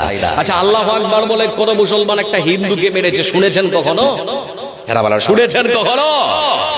ভারতবর্ষের সরকারের কাছে বিনীত অনুরোধ, একটা নিরপেক্ষ তদন্ত করুন না, নিরপেক্ষ তদন্ত করুন। ভারতবর্ষের রাস্তাঘাটে যদি কোনো মুসলমান মসজিদ নির্মাণ করে সরকারি সম্পত্তির উপরে ভেঙে ফেলুন, আমরা বাধা দেব না, কিন্তু নিরপেক্ষ তদন্তে আপনাকে দেখতে হবে রাস্তায় সরকারি সম্পত্তির উপরে যদি মন্দির দাঁড়িয়ে থাকে তাহলে সেটাও ভেঙে ফেলতে হবে। পারবে? বড় হচ্ছে পারবে? সম্ভব নয়। বলছিলাম বন্ধু আমার, এই জন্য ভারতবর্ষের বাড়িতে হিন্দু, মুসলমান, জৈন, বৌদ্ধ, খ্রিস্টান আমরা মিলেমিশে থাকতে চাই। আমরা দাঙ্গা চাই না, আমরা একে অপরের সহযোগিতা করতে চাই। তার প্রমাণ দেবেন? আমি এটাতে আসছি, তার আগে একটা কথা বলি। আমাদের পশ্চিম বাংলার পার্শ্ববর্তী একটা রাজ্য আছে বিহার, নাম শুনেছেন তো নাকি? বিহারের বেশ কয়েকবারের মুখ্যমন্ত্রী নীতিশ কুমার। আমার বন্ধুরা, তার রাজ্যের একটা ঘটনা বলি। পাটনা সদর, সেখানে বিশাল বড় একটা মন্দির নির্মাণ করা আছে। মন্দিরের হেডলাইনে বাইরে লেখা রয়েছে ও হিন্দু প্রবেশ নিষেধ। মাদারি সাহেব বলছিলেন না, ইসলাম ধর্ম এমন একটা মানবিক ধর্ম যে মসজিদের মধ্যে ধনী আর গরিবের মধ্যে কোনো ব্যবধান থাকতে পারে না। একটা কোটিপতির কাছে একটা ভিখারিও দাঁড়াতে পারে, পারে না? পারে না গো? পারে না? পারে না? পারে। কোন পার্থক্য নেই, সব দেওয়াল ভেঙে চুরমার করে দেওয়া হয়েছে। তো সেই মন্দিরের বাইরে লেখা আছে ও হিন্দু প্রবেশ নিষেধ, মানে কোন মুসলমান বা অন্য ধর্মের মানুষ প্রবেশ করতে পারবে না। আচ্ছা আপনারা বলুন, আমাদের মসজিদে যদি কোন হিন্দু ঢুকতে চায় তো পারবে না? পারবে না? পারবে। এর প্রমাণ অনেক আছে হাদিস থেকে। আপনাদেরকে বলতে যাচ্ছি, সেই মন্দিরের প্রধান যিনি পুরোহিত, সত্যেন্দ্র নারায়ণ তেগি একেবারে হাট্টা গাট্টা লোক পুজোতে বসেছেন সকালবেলা, ওম নমঃ ভগবতী বাসুদেবায়া চলছে, পূজা চলছে, পূজা পাঠ।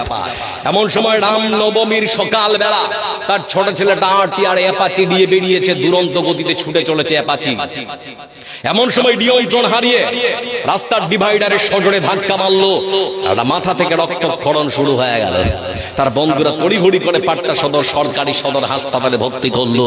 বাবাকে ফোন দেওয়া হলো, কোথায়? বলে আমি এখন পূজাতে বসেছি, বলে সময় নেই, আপনার বাচ্চা অ্যাক্সিডেন্ট করেছে, তাড়াতাড়ি আসতে হবে। পূজা ফেলে পরিবারে ছুটে এসেছে পাটনা সদর সরকারি হাসপাতালে। আসার পরে দেখছে ব্যান্ডেজ দিয়ে তার বাচ্চাকে শুইয়ে রাখা হয়েছে, কথা বলতে পারছে না। ডাক্তারকে গিয়ে জিজ্ঞেস করছে ব্যাপার কি? বলে 3 ব্যাগ রক্ত 1 ঘন্টার মধ্যে লাগবে, না হলে আপনার বাচ্চা বাঁচবে না। আমার বন্ধুরা তখন সে বলছে আমার শরীর থেকে নিন, বলে রক্তের গ্রুপ ও পজিটিভ। বলে হবে না, আপনার ছেলের রক্তের গ্রুপ A+, হবে না। তার মা বলছে আমার শরীর থেকে দেওয়া হোক, বিলছে না। ভাই বলছে আমার শরীর থেকে দেওয়া হোক, তারপরেও বিলছে না। তাড়িঘড়ি করে তার বড় ছেলে তখন একটা ফেসবুক পেজে পোস্ট দিয়েছে, আমার কোন ফেসবুক ফ্রেন্ড যদি থাকো তাহলে পরে আমার ভাই মৃত্যুর সঙ্গে লড়াই করছে, 3 ব্যাগ রক্ত লাগবে, কেউ যদি থাকো তাহলে তাড়াতাড়ি 1 ঘন্টার মধ্যে আসার চেষ্টা করো। কোন হিন্দু আসেনি, কোন হিন্দু আসেনি, এসেছিল যারা, তারা 3 জনই মুসলমান ছেলে, তার মধ্যে একজনের নাম হচ্ছে সাদ্দাম হোসেন। আবার বন্ধুরা আশরাফুল হক, তার আরেক বন্ধু, 3 জন বন্ধু মিলে তারা তাড়াতাড়ি করে সেই হাসপাতালে ছুটেছে। যাওয়ার পরে তার বন্ধুকে দেখতে পেয়ে বলছে বন্ধু রক্ত লাগবে? বলে হ্যাঁ রক্ত লাগবে। বলে কয় ব্যাগ? 3 ব্যাগ। বলে আমরা 3 বন্ধু এসেছি, চিন্তা করো না, তাড়াতাড়ি করে নাও। বলে তোমাদের নাম? একজন বলছে আমার নাম আশরাফুল হক। তারপরে তখন বলছে তুমি মুসলমান? বলে হ্যাঁ আমি মুসলমান। বলে ভাই আমার, তুমি যদি মুসলমান হও তাহলে পরে সমস্যা আছে। বলে কি সমস্যা? বলে সমস্যা হলো আমার বাবা একজন মন্দিরের প্রধান পুরোহিত, আমাদেরকে আমার বাবা শিক্ষা দিয়েছে মুসলমানদের সঙ্গে বন্ধুত্ব করতে হয় না, তাদের রান্না খাবার খেতে হয় না, তাদের বাড়িতে যেতে হয় না, তাদের বাড়িতে রাত কাটাতে হয় না। তোমরা রক্ত দিতে এসেছো 3 জনই মুসলমান, তোমাদের শরীর থেকে রক্ত নেওয়া যাবে কি যাবে না আগে বাবার কাছে শুনতে হবে। ঘরের মধ্যে গিয়ে তখন তার বাবাকে বলছে বাবা 3 জন ডোনার এসেছে রক্ত দেওয়ার জন্য, রক্ত নেওয়া যাবে না? যাবে না। তখন ওর বাবা বলছে এটা কোন কথা বলিস, রক্ত নেওয়া যাবে না মানে? বলে যে 3 জন এসেছে 3 জনই মুসলমান, একজন কিন্তু আসেনি, সেজন্য জানতে চাচ্ছি মুসলমানদের শরীরের রক্ত দেওয়া যাবে কি যাবে না?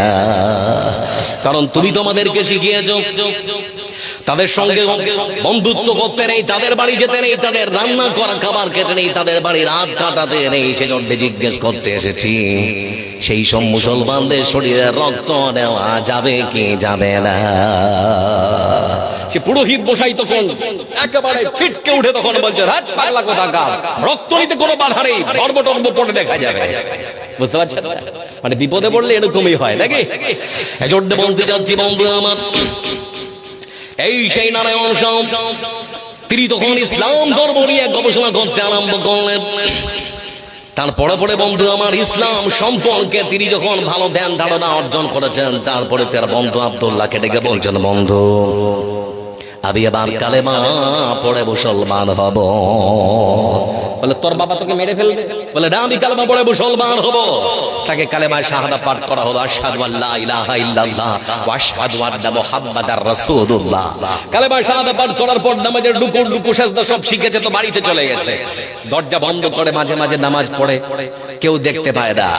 দুপুর বেলা বন্ধু আমার পাশের গ্রাম থেকে আযানের ধ্বনি ভেসে আসছে, হাইয়া আলাস সালাহ।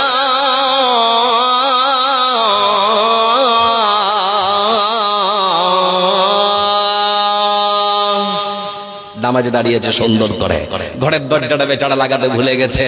তার বড় বোন খাবার দিতে এসে দেখছে যে নামাজ পড়ছে, ওর বাবাকে বেরিয়ে গিয়ে বলছে বাবা দেখেছো দেখেছো? বলে কি হয়েছে? বলে তোমার ছেলে মনে হয় মুসলমান হয়েছে, তাদের মতো নামাজ পড়ছে। বলে সত্যি নাকি রে? বলে হ্যাঁ। ঘরের মধ্যে গিয়ে দেখছে সত্যি তো নামাজ পড়ছে। নামাজের অবস্থায় তাকে হাত ধরে টেনে হিচড়ে বাইরে বের করা হলো, বেদম প্রহার করা হলো, তাকে মারতে মারতে মারতে মারতে আদমরা। সন্ধ্যা লেগে গেছে, তখন তার বাবা বলছে কি বেদেরা কিরকম কুলাঙ্গার ছেলে জন্মাবে আমি ভাবতে পারিনি, এই ছেলে বেঁচে থাকার থেকে মরে যাওয়া অনেক ভালো। সেজন্যে তাকে সকালবেলা আমাদের গ্রামের মন্দিরে একে বলি দেব, সেজন্যে প্রস্তুতি নেওয়া হচ্ছে। তো তার বড় ছেলে তার মেজো ছেলে তখন বলছে, বাবা যে মার মেরেছে তো উঠে পালাতে পারবে না, এরকম করে পড়ে থাক। গ্রামের একটা মানুষ বলছে না না, বেঁধে রাখতে হবে। সিদ্ধান্ত হলো বাড়ির পাশে একটা পরিত্যক্ত কুয়া আছে, ওই কুয়াটাতে ফেলে দিতে হবে। ইউসুফ আলাইহিস সালামকে যেভাবে ফেলে দেওয়া হয়েছিল ওরকম করে ওকে ফেলে দেওয়া হলো। কিছুক্ষণ পর যখন রাত্রিবেলা তার হুঁশ ফিরেছে, হাঁচড়াচ্ছে এরকম করে, আমি কোথায় আছি কোথায় আছি দেখতে পেয়ে সে বুঝতে পারলো আমি এখন আমাদের বাড়ির পরিত্যক্ত কুয়াতে। অনেক ওঠার চেষ্টা করেছে, কিন্তু গ্রামের ওই রান্না করা যে বড় কড়াইটা চাপিয়েছে, অনেক চেষ্টা করলো কিন্তু উপরে উঠতে পারছে না। মনে মনে ভাবলো মনে হয় আমার মৃত্যু খুবই নিকটে, সেজন্য মৃত্যুর প্রহর গুনছে বসে বসে। রাত অনেক গভীর, এমন সময় একটা আওয়াজ আসছে, সেই কড়াইটা কে যেন টানছে। কড়াইটা টেনে তার বাড়ির ছোট্ট ভাই কার্তিক সাউ তাকে তখন ডাকছে, দাদা দাদা হাতটা দে, উপরে উঠে আয় দাদা, তাড়াতাড়ি করে উঠে আয়। আমি হাতটা বাড়িয়ে দিলাম, আমার ছোট্ট ভাই কার্তিক সাউ আমাকে উপরে তুললো। তারপরে আমি উপরে আসলাম। আমার ভাই তখন বলছে, সকাল হলে তোকে মন্দিরে বলি দেবে, যেদিকে দু চোখ যায় সেদিকে চলে যা। আমি তখন হাঁটতে শুরু করলাম। আমার বাল্য বন্ধু আব্দুল্লাহর ভাই পড়ে এলাহাবাদের এক মাদ্রাসায়, সেখানে গেলাম। পুরো ঘটনার বিবরণ তাদেরকে খুলে বললাম। তারা আমাকে বুকের মধ্যে আপ্যায়ন করলো, আগলে রাখলো। আমার মা আমার বাবা পরিবারের কেউ খোঁজ খবর করলো না। তারা মনে করলো আপদ বিদায় হয়েছে, যাক চলেই যাক, দরকার নেই। প্রায় বছর পাঁচেক এমন সময় লক্ষ্য করে দেখলাম আমার বাল্য বন্ধু আব্দুল্লাহ আমাকে ফোন দিয়ে বলছে, তোর বাবা খুব অসুস্থ, মনে হয় বাঁচবে না। বাবার অসুস্থতার খবর শুনে আমি ফিরে চলে আসলাম, কারণ আমার কোরআন শিক্ষা দিয়েছে, ওয়াকাদা রাব্বুকা আল্লা তা'বুদু ইল্লা ইয়্যাহু ওয়া বিল ওয়ালিদাইনি ইহসানা। আল্লাহর পরে পরে বাবার সেবা যত্ন করতে হয়। মাদ্রাসায় পড়েছি, কোরআনে পড়েছি, বাবা অসুস্থ সেজন্য ছুটে আসলাম বাড়িতে। আস্তে আস্তে সন্ধ্যা লেগে গেল, বাবার ঘরে ঢুকলাম। মা মারা গেছে, মা তো নেই, কি আমাকে খোকা বলে কাছে ডাকবে। বাবার ঘরে গিয়ে দেখছি সত্যি বাবা অসুস্থ অবস্থায় বিছানায় পড়ে রয়েছে। ঘরের মধ্যে ঢুকলাম, আমার বাবাকে বাবা বাবা বলে ডাকলাম, কিন্তু বাবা কোনো মতোই সারা শব্দ দেয় না।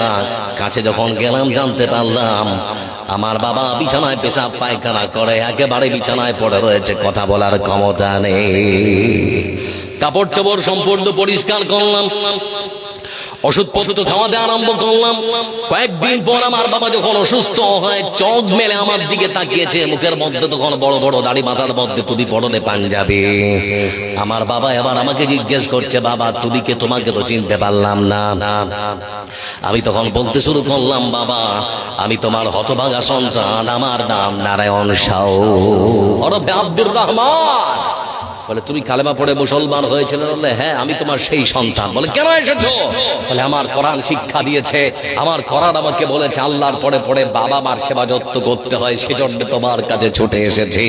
তারপরে তখন তার বাবা বলছে, বেটা তুমি যখন কালেমা পড়ে মুসলমান হয়েছিলে, গ্রামের কত মানুষ আমাকে খোঁটা দিয়েছে, কত মানুষ আমাকে নানান কথা বলেছে, জানতে চাচ্ছি কেন মুসলমান হয়েছিলে বলো। আমার বন্ধুরা ঠিক সেই সময় নারায়ণ সাউ ওরফে আব্দুর রহমান তার বাবাকে তখন বলতে আরম্ভ করেছে, বাবা আমি কালেমা পড়ার মুসলমান হওয়ার পেছনে মূল যেটা কারণ সেটা হল, আমি লক্ষ্য করে দেখেছিলাম আমার বাল্য বন্ধু আব্দুল্লাহর মা যখন মারা গিয়েছিল, তখন ইসলাম তাদেরকে এত সম্মান আর মর্যাদা উচ্চ শিখরে পৌঁছে দিয়েছে যে একটা মরা মানুষকে কত সুন্দর করে তারা গোসল দেয়, কাপড় পরায়, তারপরে সুন্দর করে কাঁধে তুলে তাদেরকে জানাজার নামাজ শেষ করে দোয়া করে তারপরে কবরের মধ্যে তারা রেখে আসে। আর আমার মা যেদিন মারা গিয়েছিল আমি দেখতে পেয়েছিলাম আমার মাকে ওই সমস্ত মানুষেরা যারা পড়াতে গিয়েছিল তারা যখন ঠাস ঠাস করে আমার মার শরীরের মধ্যে আঘাত করছিল, আমার মনে মনে তখন মনে হচ্ছিল যে প্রত্যেকটা আঘাত যেন আমার বুকের মধ্যে তারা মারছে। বলতে যাচ্ছিলাম বন্ধু আমার নারায়ণ সাউ তখন বলছেন, এই দৃশ্য দেখার পরে আমি আর আমার বোনকে আমি বেঁধে রাখতে পারিনি। বোনকে প্রশ্ন করলাম, বল এটা কি কখনো মানবিক ধর্ম হতে পারে? আমার বোন তখন বলেছিল, এটা কখনো মানবিক ধর্ম হতে পারে না, যে ধর্ম একটা মরা মানুষকে এত অসম্মান আর বেইজ্জত করে পৃথিবীর বুক থেকে বিদায় করতে পারে, সেটা কখনো মানবিক ধর্ম হতে পারে না। সেজন্যই বলতো বাবা আমি কালেমা পড়ে মুসলমান হয়েছি। সেজন্য বলতে চাচ্ছি মুসলমান ভাই বন্ধু আমার ও আমার যুবক ভাই, শুনে নাও, কোরআনের সংস্পর্শে যদি একটা বার চলে আসতে পারো, তোমারও সম্মান তোমার মর্যাদা আমার আল্লাহ বাড়িয়ে দিতে পারে। আবার এমনই একখান ধর্মগ্রন্থ বাড়িতে পড়লে আল্লাহর পক্ষ থেকে রহমত আর শান্তি আছে না নেই? আপনি কোরআন পড়তে পারেন, আর কেউ কোরআন পড়তে পারেন, আপনি পড়ছেন আর কেউ শুনছেন, নেকি আছে না নেই? আজকে যারা জালসা শুনতে এসেছেন আপনারা বলুন, এখানে আল্লাহর রহমত আর শান্তি আছে না নেই?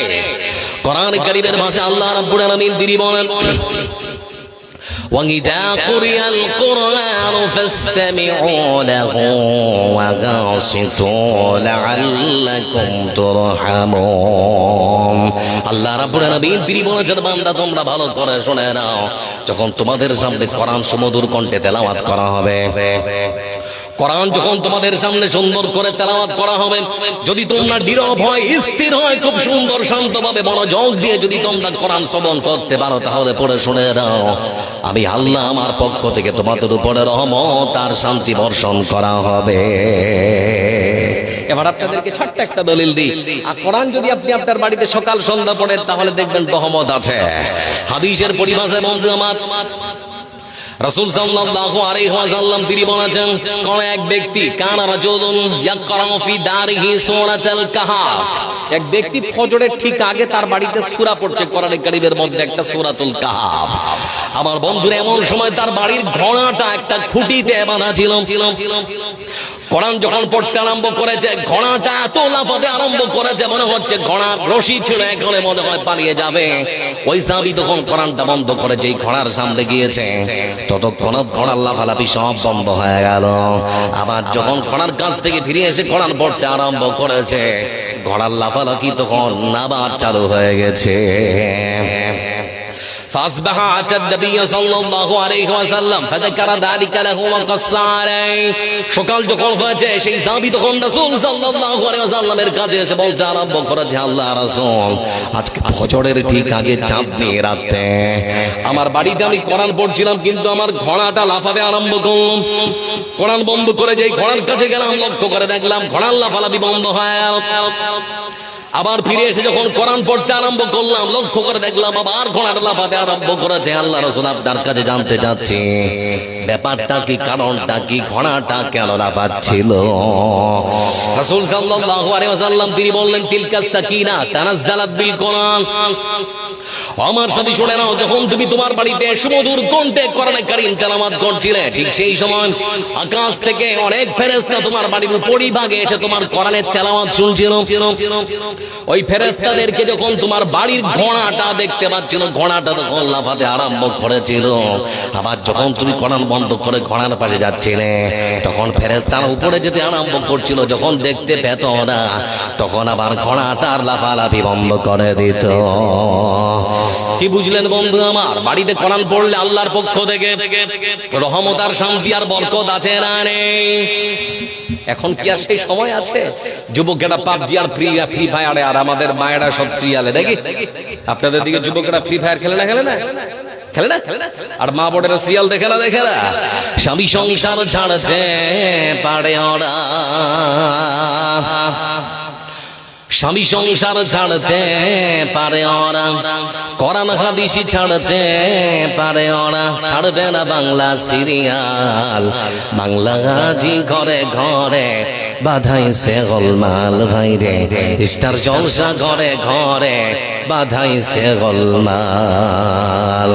কাজের মেয়ে মর্জিনা গায়, হিন্দি গানের ভক্ত সেও, কাজের মেয়ে মর্জিনা গায়, হিন্দি গানের ভক্ত সেও, পাশের বাড়ির মদন রে কয় তুমসে প্যার করতে হ্যাঁ। দাদুর বয়স 80 বছর, দাদির বয়স 80 বছর, বাংলা গানে মারে টান, বাংলা গাজি ঘরে ঘরে বাধাইছে গোলমাল ভাইরে, স্টার জলসা ঘরে ঘরে বাধাইছে গোলমাল। গান বাজনা বাদ্যযন্ত্র ছেড়ে দিন, কোরআনের কাছে আত্মসমর্পণ করুন, আপনার আল্লাহ সম্মান আর মর্যাদা পৃথিবীতেই বাড়িয়ে দেবে। বলছিলাম বন্ধু আমার, যেহেতু একটা মাদ্রাসা, আমি আপনাদের সামনে দুটো আয়াতের তাফসীর করব, একটু সময় দিতে হবে। তার আগে বিশাল বড় যে একটা দায়িত্ব আছে, শোনা। তার আগে একটা প্রশ্ন করছি আপনাদেরকে, কিছুক্ষণের মধ্যে একটা ঘটনা বললাম, পৃথিবীতে কেউ চিরদিন থাকতে এসেছি?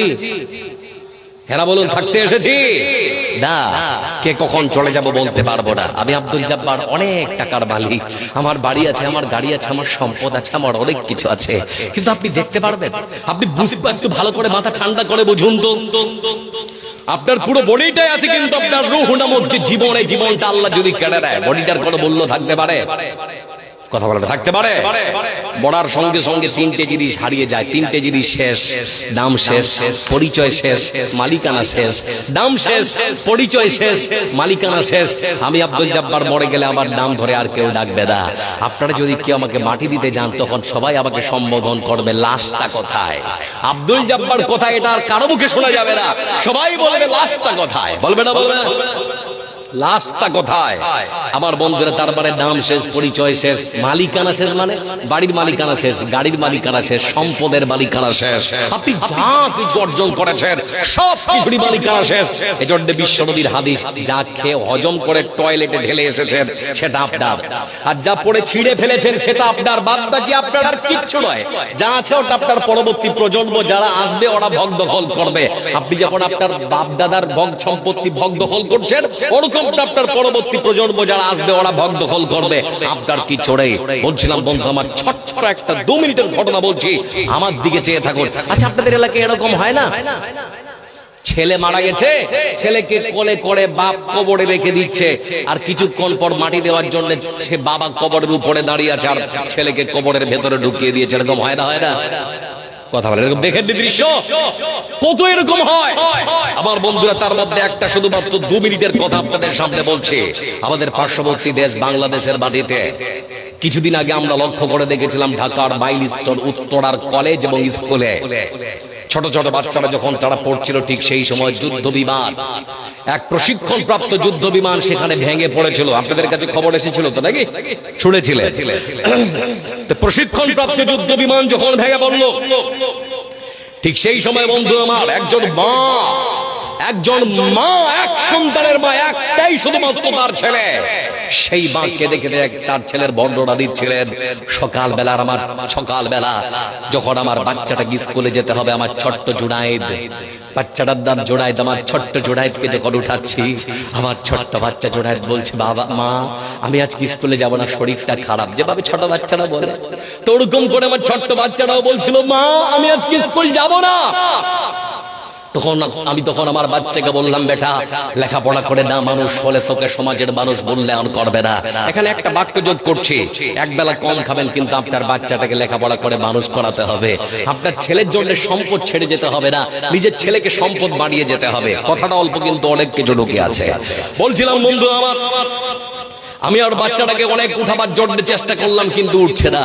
আমি আমার ছোট্ট জুনায়েদকে তখন বললাম, বেটা, আমি তোর বাবাকে বলবো মুরগির মাংস আনতে, কষা কষা করে রান্না করব, খুব সুন্দর করে একটু হালকা ঝোল করব, রুটি বানাবো, বিকেল বেলা যখন তুমি আসবে তুমি রুটি দিয়ে মাংস খাবে, বিকেল বেলা আমরা ফ্যামিলি পার্কে তোমাকে নিয়ে ঘুরতে যাব।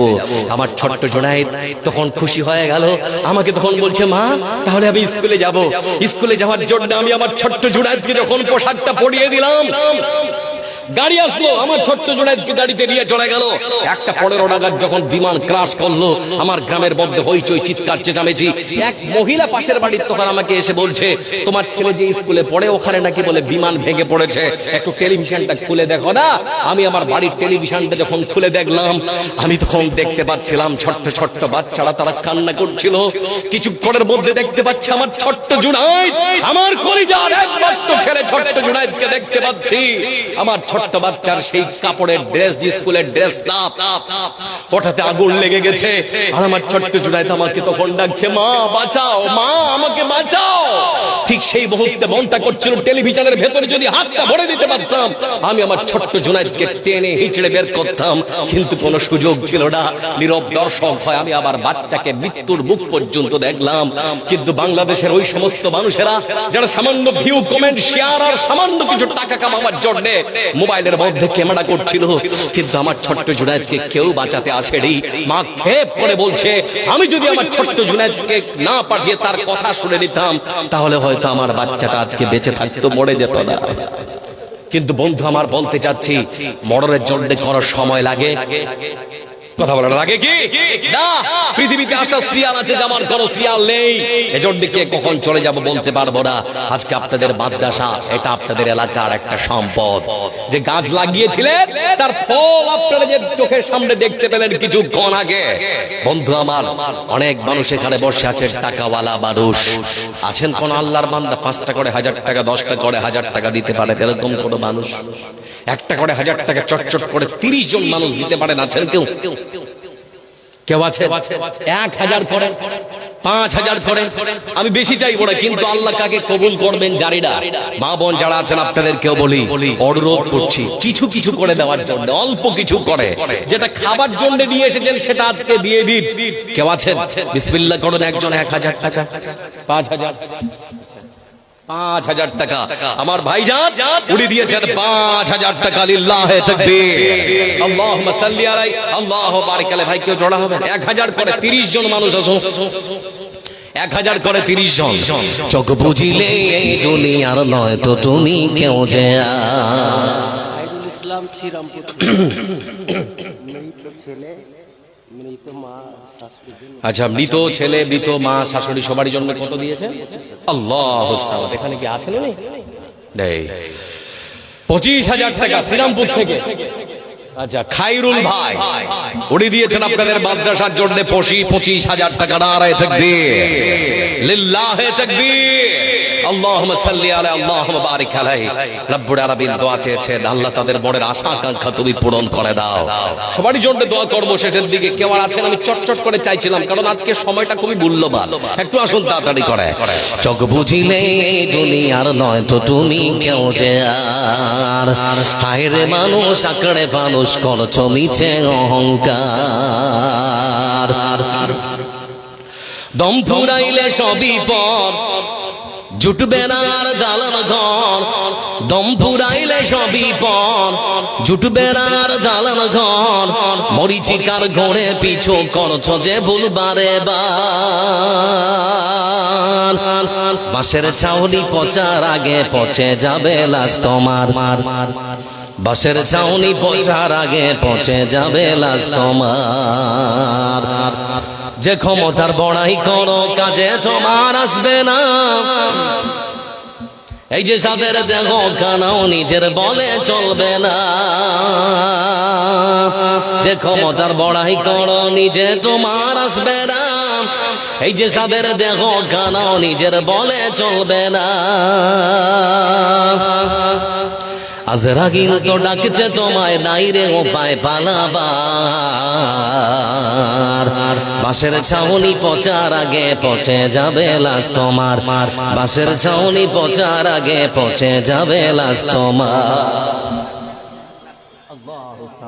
500 টাকার একটা নাকের দিয়েছে। ওয়াল্লাযীনা ইয়াকনিযুনা আয-যাহাবা ওয়াল ফিদ্দা ওয়া লা ইউনফিকুনা ফি সাবিলিল্লাহ ফাবাশশিরহুম বিআযাবিন আলীম। ভাই চটচট করে আসুন, 1000 1000 করে 30 জন মানুষ দিন। চটচট করে আসেন, 30 জন মানুষ, বেশি না, তাড়াতাড়ি করে আসেন, তাড়াতাড়ি করে আসেন।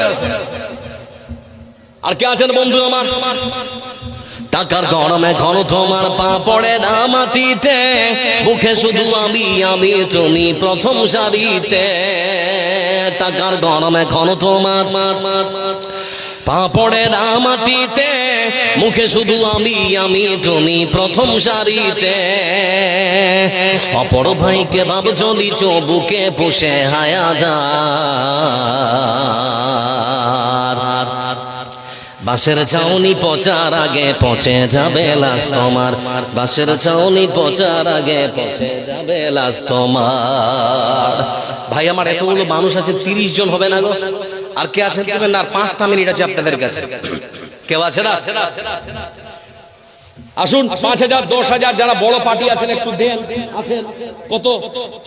আর 2000 যে দিতে হবে। ভাইজান এদিকে দেখেন, শোনা আমার, একটু এদিকে দেখেন।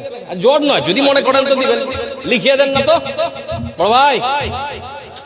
3000 দেরি করে আল্লাহু সামাদ। বাবা মা মৃত পরলোক গমন করেছেন। হাশিমউদ্দিন শেখ 1 কুইন্টাল ভুট্টা লিখিয়েছেন, আল্লাহুম্মা সাল্লি আলাইহি আল্লাহুম্মা বারিক আলাইহি দোয়া চেয়েছেন। আল্লাহ তোমার কাছে দোয়া করে সেই মা বাবাকে তুমি জান্নাতের উচ্চ মাকাম, আল্লাহ সন্তানের মনের আশা আকাঙ্ক্ষা তুমি পূরণ করে দাও। একটু আসুন, চটচট করে আসুন। 500 টাকা। আচ্ছা, যারা দেবেন একটু আসেন, তাড়াতাড়ি করে আসেন। একজন দিয়েছেন 500 টাকা, আল্লাহ তুমি কবুল করো, আল্লাহুম্মা সাল্লি আলাইহি আল্লাহুম্মা বারিক আলাইহি। আরেকজন দিয়েছেন 600 টাকা, আল্লাহুম্মা সাল্লি আলাইহি আল্লাহুম্মা বারিক আলাইহি। আর কে আছেন গো দেওয়ার মতো? দেবার মতো আর কে আছে? আর কে আছেন দেবার মতো? আপনাকে পরিষ্কার পরিচ্ছন্ন হতে হবে। কোরআন বিশ্ব মানবতার মুক্তির জন্য এসেছে। এটা বাড়িতে বরকতের কিতাব মনে করে রাখবেন না, এটা তাবিজের কিতাব মনে করে একে ব্যবহার করবেন না। এটা পড়তে হবে এবং মানতে হবে, তাহলে জীবন বদলাবে, নচেত সম্ভব নয়। এটাকে ঠিক মতো মূল্যায়ন করতে হবে, তাহলে আপনার সম্মান, আপনার মর্যাদা পৃথিবীর বুকে আল্লাহ বাড়িয়ে দেবেন। কে আছেন আর দেওয়ার মতো? হাজার হাজার করে আর 10 জন মানুষ আছেন। 10টা মানুষ সৌভাগ্যবান মানুষ। আল্লাহ এমন করো 10 জন মানুষ দিয়ে যাদের কবুল করবেন, এরকম কোন মানুষ না থাকলে লিখিয়ে দেন, কালকে দেবেন। আছেন কেউ? 10 জন মানুষ আর চাইছি, 10টা মানুষ। কে আছেন গো? আচ্ছা, এদিক ওদিক থেকে 10 জন মানুষ কেউ নেই। 10 জন 1000 করে। আপনার সম্পদ থেকে 1টা করে 1000 টাকা চেয়ে বেশি চেয়ে ফেললাম। মাদ্রাসার জন্য 1000 করে চেয়েছি, বেশি চাই রে। মান আতআমা মুমিনান আলা জুইন আতআমাহুল্লাহু ইয়াওমাল কিয়ামাতি মিন থামারিল জান্নাতি। আচ্ছা, একটু খাবারের ব্যবস্থা করুন না মাদ্রাসার ওই সমস্ত বাচ্চাদের জন্য। আল্লাহ আপনাকে জান্নাতের ফল খাওয়াবেন, আল্লাহ আপনাকে জান্নাতের ফল খাওয়াবেন। কেউ আছে না? ভাই আমার, এতক্ষণ পর্যন্ত যারা দিয়েছেন আপনাদের সকলের জন্য দোয়া থাকলো। যে উদ্দেশ্যে দিয়েছেন আল্লাহ আপনাদের উদ্দেশ্যকে পূরণ করুন। শেষাংশে একটা কথা বলি, একটা শুধুমাত্র কথা বলে আপনাদের কাছ থেকে বিদায় নেব। বলতে চাচ্ছি, এতক্ষণ পর্যন্ত যে আলোচনা করলাম কোরআনের সববার মর্যাদা দিয়ে, আচ্ছা, বাবা মার জন্য দিয়েছেন 1000 টাকা কিনা বেনাম। আচ্ছা, যাক, একজন দিয়েছেন আল্লাহুম্মা সাল্লি আলাইহি আল্লাহুম্মা বারিক আলাইহি। এটাই সবথেকে শ্রেষ্ঠ দোয়া যেটা বলছি। আর তাছাড়া আল্লাহ সবকিছুই জানেন, আপনাদের বড়ের খবর পর্যন্ত রাখেন। কালো রাত, কালো পিঁপড়া, কালো পাথর, সেই পাথরের উপর যখন কালো পিঁপড়া তার পা দিয়ে হেঁটে চলে, আল্লাহ তার খবর পর্যন্ত যদি রাখেন, আপনার মন কি বলছে সেটার খবর কি আল্লাহ রাখেন না? অবশ্যই রাখেন। এজন্য বন্ধু আমার, মন খারাপ করবেন না। একজন দিয়েছেন কিছু টাকা, হয়তো সম্ভবত 500 টাকা, আল্লাহ তুমি কবুল করো, আল্লাহুম্মা সাল্লি আলাইহি আল্লাহুম্মা বারিক আলাইহি। শেষাংশে বলবো, মনের মধ্যে কোনো দ্বিধা রাখবেন না, প্রতিশোধ দেওয়ার চেষ্টা করবেন না। মানুষকে মন থেকে মাফ করে দিন, দেখবেন ভালো লাগবে। মনের মধ্যে যদি হিংসা পুষে রাখেন, সত্যতা পোষণ করেন, কোনোদিন শান্তি পাবেন না নিজেও। এজন্য প্রতিশোধ দেওয়ার কোন প্রবণতা মনের মধ্যে যেন না থাকে। মানুষকে ক্ষমা করুন, আপনার প্রতিপক্ষকে ক্ষমা করে দিন, তাহলে পরে আল্লাহ আপনার সম্মান পৃথিবীর বুকে বাড়িয়ে দেবে। শেষাংশে আপনাকে যে কথাটা বলতে চাচ্ছি বন্ধু আমার, পরচর্চা, পরনিন্দা, চগলখড়ি সবকিছু ছেড়ে দিয়ে, হিংসা বিদ্বেষ সবকিছু বাদ দিয়ে কোরআনের কাছে এসে আত্মসমর্পণ করুন। করতেই হবে, কারণ কোরআন শান্তির জন্য এসে